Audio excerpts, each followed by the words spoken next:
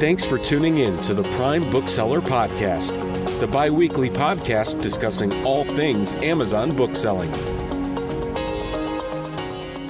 Hey everybody, welcome back to another episode of the Prime Bookselling Podcast. I'm Eric, and we are back on an Amazon topic today, and the topic that we're talking about today is dealing with Amazon policy and fee changes. And if you are very new to the Amazon bookselling world and to Amazon selling in general, Amazon is a lot like let's just pretend your company, which is constantly changing things. And this is especially prevalent in the FBA space because they are always constantly fighting with different with different space constraints and other issues that pop up because of the way the FBA program works.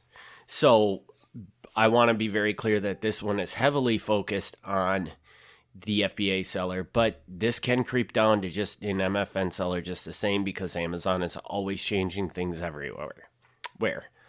So how often does this type of stuff happen? Well, the beauty of it is that you know it's going to happen at least once a year.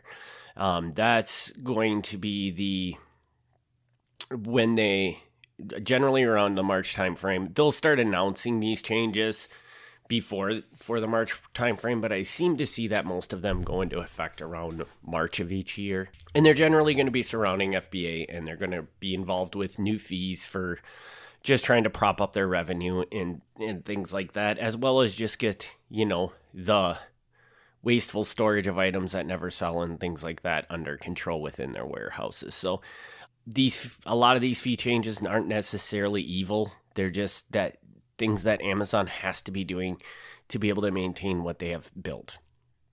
When you have millions and millions of people sending stuff to your warehouses on a daily basis, it becomes problematic to process all that inventory and to just be able to control how much of it is going to be coming in and stuff like that. So this is a very complex thing, which just entails that they're constantly changing things. So expect these changes to happen in March, but understand that if things come up throughout the year that become very problematic for the warehouses, they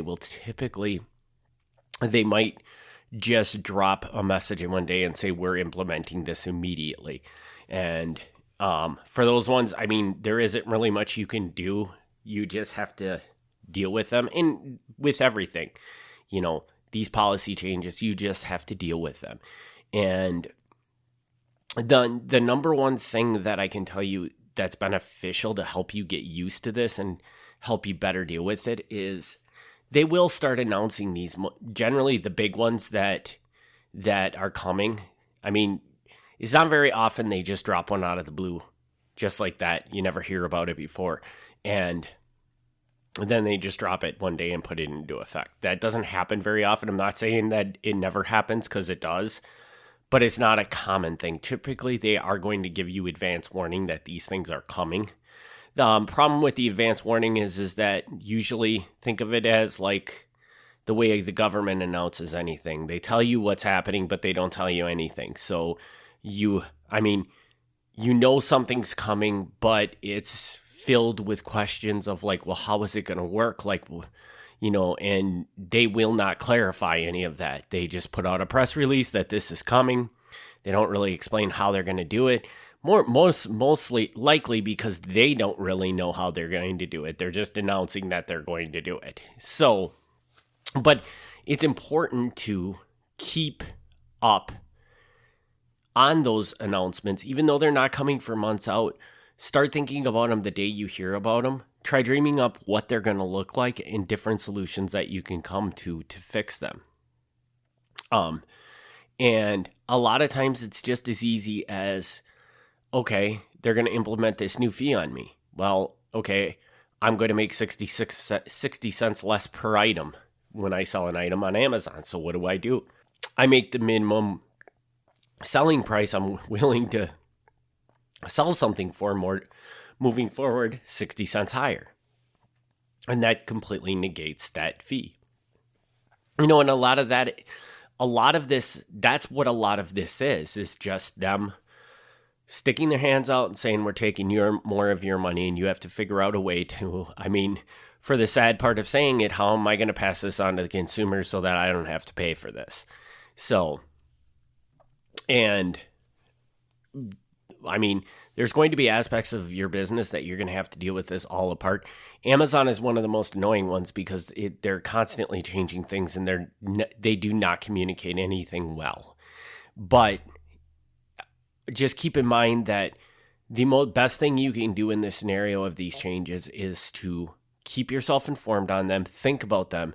Don't just ignore them until they come into effect, because if they come into effect and, if they announce a 60-cent price increase on a fee 8 months ago and you just ignored that increase, kept doing what you were doing, and then 8 months later, now suddenly you're selling everything for 60 cents less than you were a day before because of this fee increase. Well, you could have upped your fee 8 months ago and been ready for that.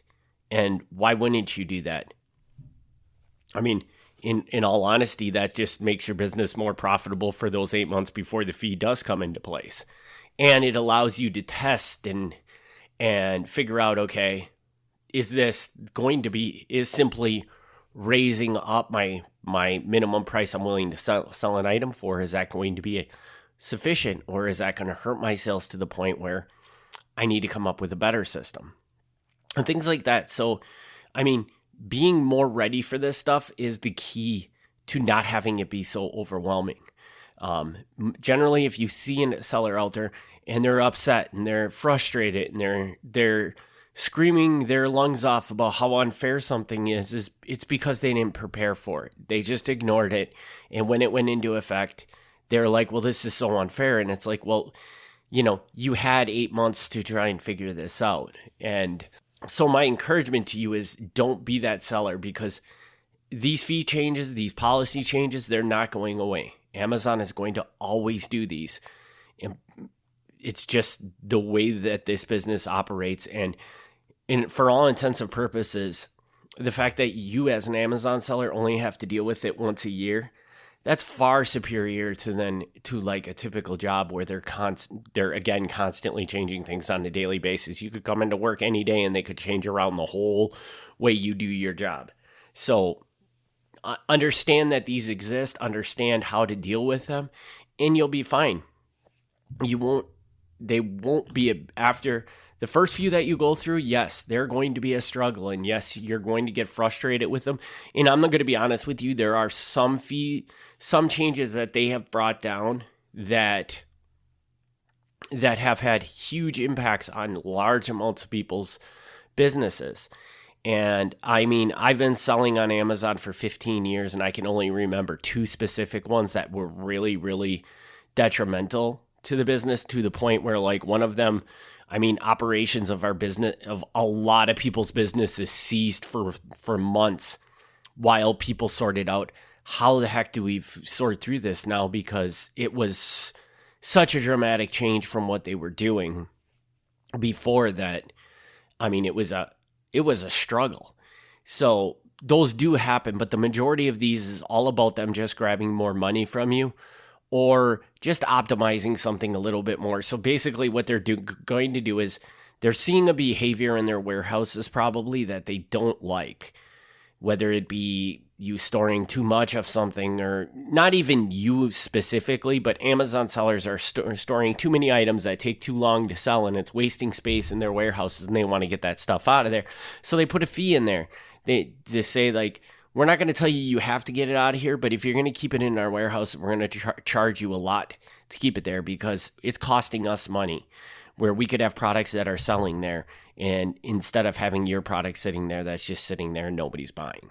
There isn't really a lot. I can't give a lot of tangible advice. We'll probably have episodes as fees come up that I know about that are changing the business, about what you specifically can think about with those fees to make things happen. But I just wanted to do this episode, get it out there, that these fees do come, so you can have your brain prepared for them, and to realize that they're just part of this game, and you just have to learn to navigate them. It's as simple, think of anything in your life where there's constraints, restrictions on you, and figure out how you deal with those and implement the same strategy in this situation, and you'll be fine.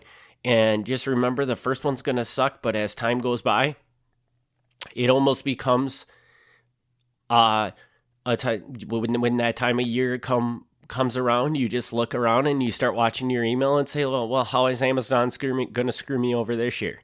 And rest assured that email always comes and you learn how they screw you over for that year. So I don't really have much more to say about this. I know it's a short episode, but I think it's an important topic just to get out there. So again, it's in your brain and you're thinking about it. So with that, I'll wrap this up. And as always, we do have a ton of opportunities to get books for your Amazon business. So if you are at a stage in your business where you're having problems sourcing inventory or you're looking for new ways to source inventory, please do check out the links in our show notes or jump over to kingsridgemedia.com and check out the automation and the wholesale tab, and you can learn more about those. And I will be back in 2 weeks with another episode. I want to thank everybody for their continued support of this podcast. We'll see you on the next one.